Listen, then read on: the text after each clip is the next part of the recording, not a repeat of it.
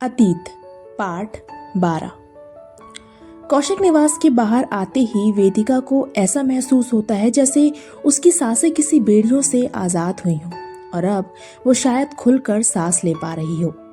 उसे अपने अंदर किसी जकड़न से छुटकारा पाने की अनुभूति हो रही थी। वो जब अपने आसपास देखती है तो देखते ही रह जाती है। वो गली के उन सारे घरों को पहली बार देख रही थी। उसे तो पता भी नहीं था कि कौशिक निवास के आसपास के घर दिखते कैसे हैं। इस वक्त उसे ऐसा महसूस हो रहा था जैसे वो यहाँ पहली बार आई हो, जबकि सच तो ये था कि वो इस गली के एक घर में पिछले 4 साल से कैद थी। आसपास के नजारों को देखते हुए जल्दी ही वेदिका अद्विक के साथ उसकी कार तक पहुंच जाती है। अद्विक वेदिका के लिए कार का डोर खोलता है और उसे कार में बैठाता है और फिर खुद दूसरी तरफ से जाकर कार में बैठ जाता है। दोनों के बैठते ही ड्राइवर कार आगे बढ़ा देता है। अद्विक की कार अपनी स्पीड से चल रही थी। वहीं अंदर बैठी वेदिका की हालत कुछ ठीक नहीं थी।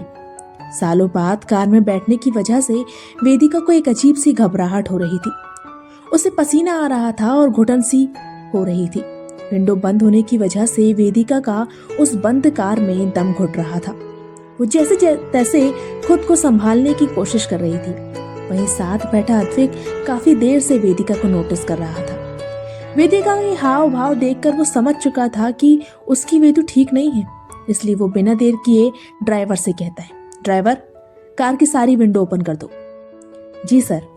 अद्विक का ऑर्डर सुनते ही ड्राइवर बिना देर किए कार की खिड़कियां खोल देता है और इसी के साथ ठंडी हवा के झोंके वेदिका के चेहरे को छूने लगते हैं, जिसे महसूस कर वेदिका को काफी राहत मिलती है और वो बिना कुछ बोले विंडो से बाहर अपना सर निकाल कर देखने लगती है।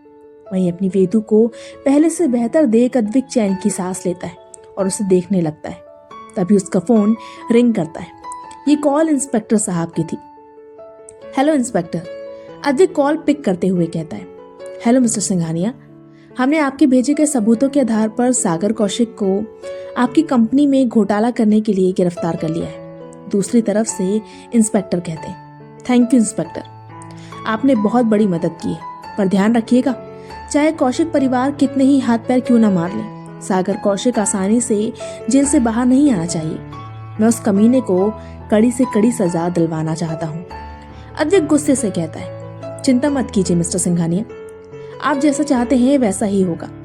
मैं आपको अपडेट देता रहूंगा, इंस्पेक्टर साहब कहते हैं। ओके कहकर अद्विक कॉल कट करता है तो उसकी नजर वेदिका की नजरों से जा मिलती, जो बिना किसी भाव के उसे ही देख रही थी। क्या हुआ? ऐसे क्यों देख रही है? मैंने केवल इतना लिखा था कि मैं उनके बेटे को हाथ नहीं लगाऊंगा। ये थोड़ी लिखा था कि उस कमीने को अरेस्ट नहीं करवाऊंगा। अद्विक वेदिका को देखकर कहता है तो वेदिका बिना कुछ बोले वापस खिड़की से बाहर देखने लगती है। अपनी वेदू की ऐसी चुप्पी देखकर अद्विक अपने मन में खुद से कहता है, तू चाहे या ना चाहे वेदू, लेकिन उस कमीने सागर को तो मैं उसकी सजा दिलवा कर ही रहूंगा। अब कौशिक परिवार हर उस एक दर्द का हिसाब देगा जो उन लोगों की वजह से तुझे हुआ है। मेरी हंसती खेलती वेदू को तबाह किया है उन्होंने, तो उन लोगों की खुशियों को तबाह मैं करूंगा। मत करो ये सब, इससे अमित का भविष्य खराब हो जाएगा। अद्विक अपनी सोच में गुम था जब उसके कानों में वेदिका की आवाज पड़ती है। वेदिका की आवाज सुनकर अद्विक उसकी तरफ देखता है तो वो उसे ही देख रही थी। अद्विक वेदिका को देखकर कहता है, अमित की चिंता मत करो, उसके फ्यूचर पर मैं कोई आंच नहीं आने दूंगा, लेकिन हाँ, कौशिक परिवार के भविष्य की गारंटी मैं नहीं दे सकता। उनका भविष्य खराब होना तय है। नहीं चाहिए मुझे ये सब, फिर क्यों कर रहे हो? वेदिका अद्विक को देखकर कहती है, तुझे चोट पहुंचाने वाले को ना मैंने 5 साल पहले छोड़ा है और ना ही अब छोड़ूंगा। वेदिका की बात सुनकर अद्विक उसकी आंखों में देखते हुए कहता है तो वेदिका तुरंत अपनी नजरें अद्विक पर से हटाकर बिना कुछ बोले वापस विंडो के बाहर देखने लगती है। वहीं वेदिका की इस खामोशी को देखकर अद्विक को बहुत दुख होता है। वो वेदिका को देखते हुए मन में कहता है, क्या थी तू वेदू और क्या से क्या बन गई है? एक वक्त था जब तुझे चुप कराने के लिए तेरा मुंह बंद करना पड़ता था, और आज जब तुझे सुनना चाहता हूँ तो तू बोल ही नहीं रही है। क्या हम दोनों के बीच इतने फासले आ गए हैं कि तू मुझसे नजरें भी नहीं मिला सकती? पहले तो ऐसी नहीं थी, पहले तो तू बेधड़क कुछ भी बोल दिया करती थी, कितनी बिंदास रहती थी, किसी की कोई परवाह नहीं, बस जो दिल में आया वो कर दिया। खुद से कहते हुए अद्विक पुराने दिनों में खो जाता है, अपने उन खूबसूरत पुराने दिनों में जहाँ अद्विक सिंघानिया नहीं बल्कि अपनी वेदू का अद्विक था, और वेदिका डरी सहमी सी वेदिका नहीं बल्कि बिंदास बेपरवाह झल्ली सी वेदिका थी। 5 साल पहले फ्लैशबैक। दिल्ली GI कॉलेज, काल्पनिक नाम के बड़े से ग्राउंड में काफी भीड़ थी। ग्राउंड में रेड और येलो दोनों टीम के बीच हो रहे बास्केटबॉल मैच को देखने के लिए हर कोई उत्साहित था। और ये रेड टीम का एक और शानदार गोल, स्पोर्ट्स कमेंट्री करते हुए कहता है, ओह शिट, ऐसे तो हमारी येलो टीम हार जाएगी। ये लड़की भी ना कहाँ रह गई, जब जरूरत होती है तभी समय पर नहीं आती, एक लड़की उदास होते हुए कहती है। और कितनी गालियां बकेगी मीरा, बस भी कर, खास कर हाल बेहाल हो गया है मेरा। पीछे से एक लड़की की आवाज आती है। देखने से वो लड़की बिल्कुल झल्ली लग रही थी। ब्लैक लोफर जीन्स, उस पर ब्लू चेक शर्ट, बिना किसी मेकअप का गोरा चेहरा, भूरी आंखें जिनमें काजल तो नहीं मगर चमक जरूर थी, लिपस्टिक के बिना मुस्कुराते हुए होठ और लंबे घने बालों का बड़ा सा फंकी जोड़ा। वेदिका की बच्ची, ये समय है आने का, कब से वेट कर रही हूँ तेरा, देख हमारी टीम हार जाएगी। मीरा परेशान होते हुए कहती, अरे ऐसे कैसे हार जाएगी, जब तक मेरा अद्विक है हमारी टीम हार ही नहीं सकती। वेदिका मुस्कुराते हुए कहती, वही तो दिक्कत है, अद्विक है ही नहीं वहाँ, देख सब दिख रहे हैं मगर अद्विक नजर नहीं आ रहा। वेदिका की बात सुनकर मीरा परेशान होते हुए कहती है, डोंट वरी मीरा, मैं आ गई हूँ तो वो भी आ जाएगा, चलो उसे बुलाते हैं। वेदिका कहती है तो मीरा हाँ में सिर हिला देती और दोनों चिल्लाने लगते हैं, अद्विक अद्विक अद्विक अद्विक। वेदिका और मीरा किस तरह चिल्लाने से आसपास की लड़कियां भी अद्विक का नाम जोर जोर से लेने लगती। वहीं बेसमेंट में बैठा एक लड़का जो येलो टीम के कपड़ों में बैठा अपने फोन में गेम खेल रहा था, जब ये शोर उसके कानों तक पहुंचता है तो उसके होठों पर एक दिलकश मुस्कान आ जाती है। जल्दी बड़बड़ाते हुए वो लड़का अपनी जगह से खड़े होता है और अपने फोन को बंद कर वहां बने लॉकर में रखकर बाहर निकल जाता है।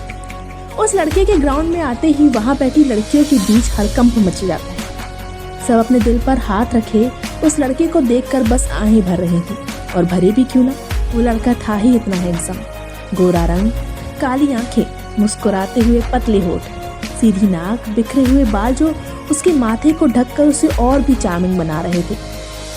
कम ऑन अद्विक, दिखा दे अपना कमाल। उस लड़के को देखकर वेदिका जोर से चिल्लाती है तो अद्विक की हंसी छूट जाती है। वह हंसते हुए अपने टीम मेंबर्स के पास जाता है तो उसे देखकर सबकी जान में जान आती है। कहाँ रह गया था तू, कब से इंतजार कर रहा था मैं तेरा, एक लड़का अद्विक के पास आकर कहता है। इसमें मेरी कोई गलती नहीं है विव, वो ही लेट आई, इसलिए डांटना है तो उसे डांट। अद्विक कहता है तो विवान चिढ़ जाता है, उसे मैं बाद में देख लूंगा, पहले तू चल, हमें जीतना है, कहकर विवान अद्विक को पकड़कर सबके पास ले जाता है। अद्विक के आने से येलो टीम में जोश भर चुका था, हर कोई काफी एनर्जेटिक नजर आने लगा था। जल्दी ही अगला राउंड शुरू होता है, बॉल हवा में उछलती है। इसी के साथ अद्विक बॉल को अपनी टीम मेंबर की तरफ उछाल देता है, जो ड्रिबलिंग करते हुए बॉल अद्विक की तरफ पास करता है। अद्विक बॉल को ड्रिबलिंग करते हुए अपोजिट टीम मेंबर से बचते हुए आगे बढ़ रहा था।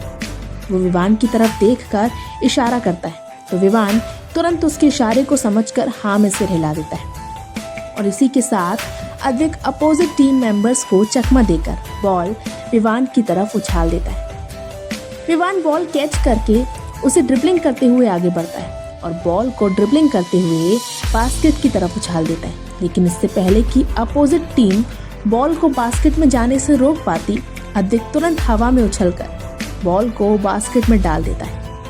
इसी के साथ पूरा ग्राउंड लोगों के शोर से गूंज उठता है। वेदिका और मीरा खुशी से एक दूसरे को गले लगा लेती। फिर क्या था, एक के बाद एक येलो टीम गोल करती जा रही थी और अब परिस्थिति आर या पार वाली हो चुकी थी। दोनों टीम अब एक ही लेवल पर थी। एक बार फिर बॉल हवा में उछाली जाती है। अपोजिट टीम मेंबर्स बॉल को ड्रिबल करते हुए अपने टीम मेंबर को पास करता है। वो बॉल को ड्रिबलिंग करते हुए दूसरे टीम मेंबर के पास करता है। जो बॉल को बास्केट की तरफ उछाल देता है, मगर इससे पहले कि अपोजिट टीम का गोल हो पाता, अद्विक तुरंत उछलकर बॉल को बास्केट में जाने से रोक देता है और बॉल विवान की तरफ फेंक देता है। विवान अपनी पोजीशन संभालते हुए अपोजिट टीम से बॉल को बचाते हुए ड्रिबलिंग करके बॉल अपनी टीम मेंबर को पास करता है, जो ड्रिबलिंग करते हुए बॉल अद्विक की तरफ उछाल देता है। अद्विक तुरंत अपनी पोजीशन संभालते हुए बॉल पकड़ता है और उसे ड्रिबल करते हुए बास्केट में डाल देता है। इसी के साथ पूरा ग्राउंड एक बार फिर लोगों के शोर से गूंज उठता है। हारते हुए येलो टीम जीत चुकी थी, मैच खत्म हो चुका था। दोनों टीम मेंबर्स आपस में मिलते हैं। अद्विक की नजर जब सामने जाती है तो लड़कियों के एक बड़े झुंड को खुद की तरफ आता देखकर वो जल्दी से अपने साथ खड़े विवान को उनकी तरफ धक्का देता है और खुद पीछे से बेसमेंट की तरफ भागने लगता है। तभी कोई एकदम से अद्विक की तरफ उछलता है और अपने दोनों पैर अद्विक की कमर में लपेटकर उसके ऊपर चढ़ जाता है। जारी है। तो आज का ये पार्ट कैसा लगा बताइएगा ज़रूर। उम्मीद है आप लोगों को ये कहानी पसंद आ रही होगी। अब ये कहानी कुछ दिनों के लिए फ्लैशबैक पर चल रही होगी, जहाँ पर अद्विक और वेदिका की बॉन्डिंग बहुत बेहतरीन तरीके से आप लोगों को नजर आएगी। उम्मीद है ये कहानी आप लोगों को पसंद आएगी। तो प्लीज़ मुझे सब्सक्राइब कीजिए, वीडियो को लाइक कीजिए, कमेंट कीजिए और हाँ, इसे शेयर करना भूलिएगा मत। Bye bye.